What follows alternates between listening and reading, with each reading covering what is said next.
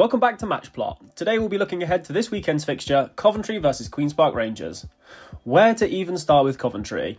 After a 0-0 opening day versus Hull and goals hard to come by, fans were left wondering who will put the ball in Derby's net. And well, the team delivered, with half the team being able to do so. Fans will be happy to come away with a win after not being able to win at Derby's ground in 22 years. And after bagging 5 goals, it does switch up perspectives. That said, conceding 3 goals to a side that have struggled to create high XG chances may make some fans sceptical from a defensive standpoint.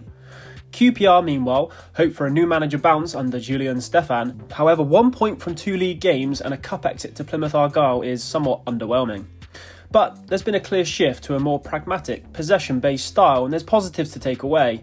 They've strengthened up front and look exciting on paper, yet they're still struggling to create clear chances, with under 1 XG in both championship matches so far this season. There are hints to improvements in performances, however the final action hasn't quite clicked. On to team news and shape. Coventry continue with their 4-2-3-1, however in the last outing it saw the shock omission of Sakamoto due to a groin injury, and with Thomas Asante filling in at that right wing position. Some questions before the game how that front three would work, and yet it did, and very well, offering a dangerous and direct option going forward. With Sakamoto expected to be out until after the international break, we're likely to see a similar starting 11. There were concerns around Matt Grimes, but that looks to have settled and he's expected to be fit. QPR also favour a 4-2-3-1 and draw a lot of comparisons with Coventry in terms of their wing play focus. Walsh came in between the sticks and some fans have called for Nardi to return, so keep an eye on that selection, perhaps some shakiness there. The notable absence of Jimmy Dunn, who's out injured and will be a big miss for them. I would expect to see their new man Richard Kone start the match after his sub-appearance last week, and it made a drastic improvement to the team's performance, so we'll see how they line up on the day. Now we look onto the tactical breakdown to see how we can expect the teams to play. QPR on paper are quite similar to Coventry in many ways. First looking at the defensive line, which is high, nearly as high as Coventry's, which looks to be much higher than their last season's, perhaps something the new manager is looking to push.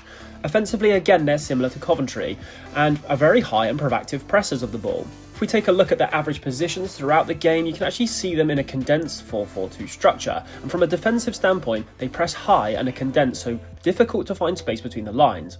Attacking wise, they're relatively narrow and rely on their wing backs to provide width. Now, looking at their shooting, they have struggled to create clear-cut chances, and whilst being able to find the net in both championship games, they've not been able to create high-value chances, with both matches having less than 1 XG. Their pass map could be ours at first glance: clean network, slower build-up, and a preference for shorter passes, then feed to the wingers to cross or drive into the box. Around the area they combine well, it just needs sharper final actions from them. Looking at their touch heat map, you can see their preference to the wings, and much like Coventry, will progress the ball up steadily before seeking chances. Milan and De Silva will be expected to have a busy game. Looking at their XG, we can see that QPR haven't really been able to create many clear-cut chances, and that said, they still have taken their chances, outscoring their XG. Possession-wise, you can see that they like to have control of the ball, with a very similar stats to Coventry. And this could be an interesting dynamic during the game to see who can grab hold of it. After seeing a more direct and high-scoring version of Coventry, it makes you wonder if our style will change. That said, I think you'll see Coventry marginally edge possession. One aspect to be wary of is QPR's high-pressing line, being joint top on possession 1 and final third, so expect them to put our defensive line under pressure. That said, Coventry will offer a similar in return, so it could be an energetic game. Whilst QPR have some great short-range passing, they do have a tendency to go long on occasion, and whilst their frequency is high, this is not typically their first route, and will try short, easier passes, then opting for switches to find wingers to mix up their attack. Looking at their top scorers from last season, they didn't really have a standout performer. That said, with the recent additions of Richard Kone and Kwame Poku, that could be changed somewhat. So whilst we can expect them to sit in that 4-2-3-1 and expect them to press high up the pitch, dropping into that 4-4-2 press and dropping when under pressure to make it difficult to break down. QPR have some impressive players out wide in Dembele and Poku. They certainly offer a threat to our roaming wingbacks. They're both very tricky and skillful, but also are very direct with the ball, and watch out for them making difficult to manage runs into the box, often ghosting between defenders, leaving the defence questioning who should be the one responsible. They would typically be more narrow when making runs, allowing their wing-backs to offer the width, catching the defence out, leaving time to push high-quality balls into the box. Another key player is Ilias Chair, and firstly, he's deadly from set pieces. Secondly, he's a great carrier of the ball and roams progressively. And thirdly, he has fantastic link-up play, so be warned, he loves an assist. Another key player is the new man, Richard Kone. Now, not a player that is particularly good on the ball like Chair, however, his movement, positioning and eye for goal is something that makes him very, very dangerous. He came on as a sub versus Watford and really changed the game dynamic, and he offers a real threat moving forward.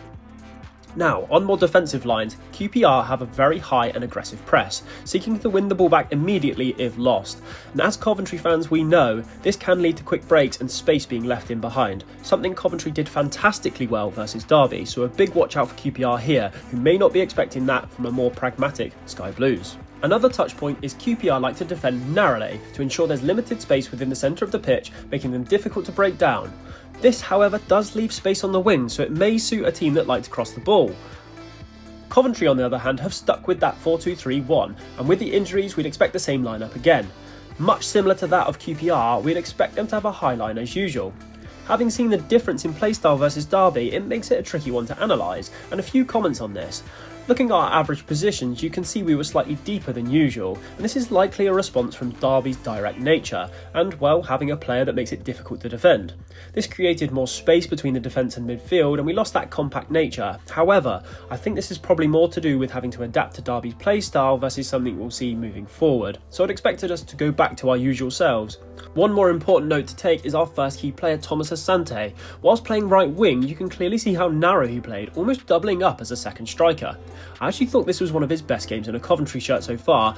Pressed well, was sharp, got involved and made it difficult for Derby to defend and track. I think something that goes unappreciated is the fact that Thomas Asante drifting into this position allowed space for other players such as Milan and Rodoni to take up, which throws the opposition team off balance, and we saw how dangerous we were from that side. Looking at QPR's defence, we expect them to be more compact, narrow and difficult to break down, so expect a lot of crosses into the box with Milan striving forward. The only caveat to that is with QPR's pressing and win play focus, any turnovers may give them space to counter, and Milan will be under high work rate to ensure Thomas isn't left exposed in 1v1 scenarios. Whilst we're no strangers to Coventry's 4-4-2 press, I'd expect them to be somewhat reduced and more compact, giving QPR respect on the ball. I think will be a more choose the right time to press versus a high press all the time. As Cov fans, we typically expect a patient affair with pass structure such as this, back and forth until an opening presents itself. However, the attacking success at Derby, don't be surprised if we see a few more direct attacks into the box. Now finally, we can't do a match preview without talking about conceding 3 goals in our last match versus a Derby team that struggled to create chances. Now, whilst we did concede 3, we actually defended relatively well, leaving them with only 0.15 xg in open play scenarios, out of their total match of 1.43 xg. The pain points were set pieces. A free kick you'd have loved to keep out, a hard hit seen late, a penalty, let's say debatable, and a long throw we didn't manage. I wouldn't be too harsh on Rushworth. Derby scored a very similar free kick versus West Brom in the Cup, and I know there'll be criticism towards left-back Jay Da Silva. However, if we look at the Derby attack, he was clearly targeted, and he did get dribble past, yes. However, he did largely deal with most things, performing the most defensive actions of the team. QPR don't offer the same level of physicality, and so I think he'll retain his spot. Historically, this is the kind of physical game that has tripped us up. This time, we won it, and that counts for a lot. Now into our players to watch section. For Coventry, Haji Wright will be looking for more, and he looked much brighter versus Derby than his last game. With him on the recovery from injury, he's looking a lot more active. Thomas Asante thought he had an excellent game, and if he can find the same space and bring the same physicality, it could open doors for Coventry. Milan will have a lot to do this match at both ends of the pitch. Keep an eye on for him roaming forward as well. Jack Rodoni, whilst under the radar in the last match, he actually played fantastic, and I think with QPR offering perhaps a more compact shape, he'll be key to finding space in those lines. I've not listed a key player here, but quick comment on Victor Torp, had a fantastic game last out, more to come from him. QPR's key players are Richard Kone, looked really bright when he came on versus Watford and had a great movement. Dembele down the wing offers a real threat, very tricky and not easy to deal with. Ilias Chair is very dangerous and links up the play well. He's also very dangerous from set pieces, so watch out. Lastly, Kwame Poko. Again, a tricky, dangerous winger, tore it up in League One last season, but does he have it in the Championship? We will see. Finally, our predictions for the game. We can see it being a competitive affair, with both teams being good on the ball. Expect possession to flow in waves. However, I would expect Coventry to just edge possession overall with our home advantage. Coventry will continue to utilise their strong short-range passing, however, don't be surprised to see a few more direct passes and flicks into space. We can also expect to see a few kitchen master passes in over the top. QPR will offer a similar style with good pragmatic passing, with the occasional long ball to switch to involve the wingers. Expect to see both wings heavily involved and a directness into the box. I think that Coventry will start first in this game, with QPR taking time to settle. I'd expect both teams to press high to begin with, and again settling into the match with more respect given as time goes on. Overall, I'd expect to see a high volume of crosses from Coventry versus QPR seeking more 1v1s. A high volume of shots from Coventry to QPR with less volume of shots. Coventry to create an XG between 1 and 2, QPR will be less than 1. After the success at Derby, don't be shocked to see a more direct approach, and I think QPR will be fairly rigid in their build-up and continue to want to keep the ball and build slowly. For our match prediction, we're going 2-1. You let me know your score predictions below. As always guys, thanks for watching and until next time.